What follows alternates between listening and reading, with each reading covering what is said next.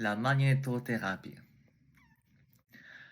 Donc, de nos jours, grâce à des innovations scientifiques, plus en plus de méthodes de traitement sont disponibles pour toutes sortes de problèmes de santé. Une d'eux, la magnétothérapie, est une nouvelle méthode de traitement pour plusieurs types de blessures et répond à une problématique très spécifique.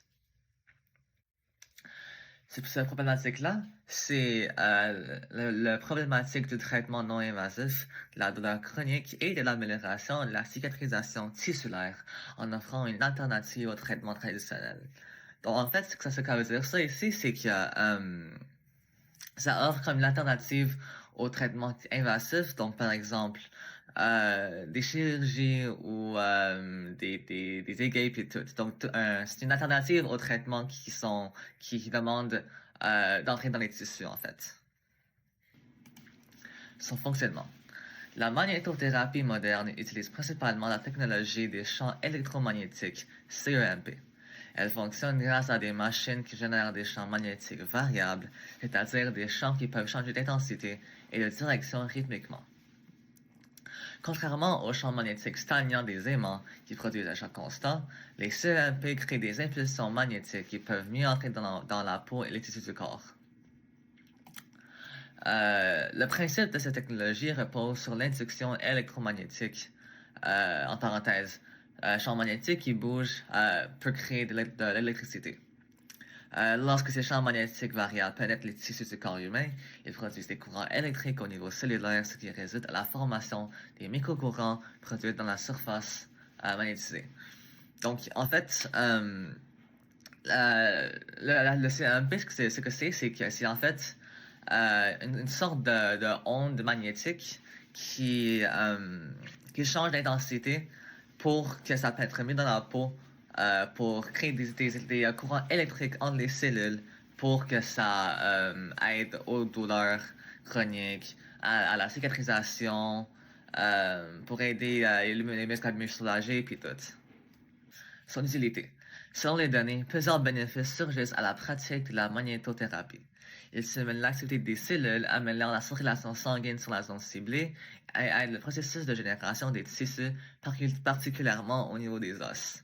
Et donc là, comme on peut le deviner, cette méthode de traitement-là est beaucoup utilisée par les athlètes après des activités intenses sportives. De plus, les échanges chimiques du corps vont composer des endorphines à la suite des effets antalgiques et relaxantes, ce qui soulage la douleur aiguë ou chronique.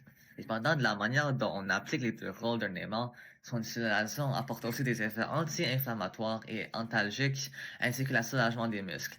Donc, en plus des effets qui aident au corps de mieux se guérir, elle aide aussi à réduire la douleur.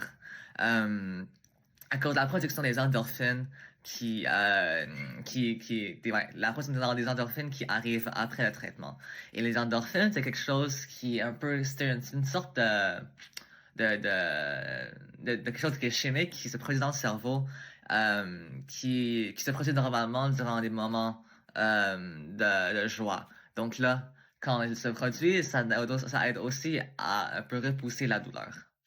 Sur le plan économique, obtenir ces aimants n'est pas aussi coûteux que les traitements médicaux. Les produits de magnétothérapie comprennent des bijoux, des crèmes, des suppléments aimantés ainsi que des bracelets magnétiques spécialisés pour certaines parties du corps. Plusieurs de ces objets peuvent être achetés à bas prix ou même être assemblés chez toi sans que les propriétés bénéfiques soient altérées. Toutefois, son assemblage à la maison doit être fait à partir d'un matériel minimal, des aimants déjà fabriqués, des outils simples et un support pour les fixer.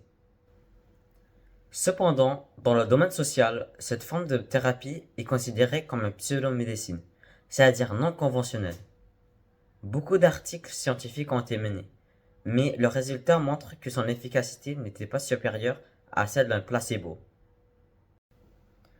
Dans une publication concernant la magnétothérapie, son impact sur des sujets a été observé, mais dans un autre rapport, les experts relèvent que cette thérapie n'a aucune influence envers le corps humain.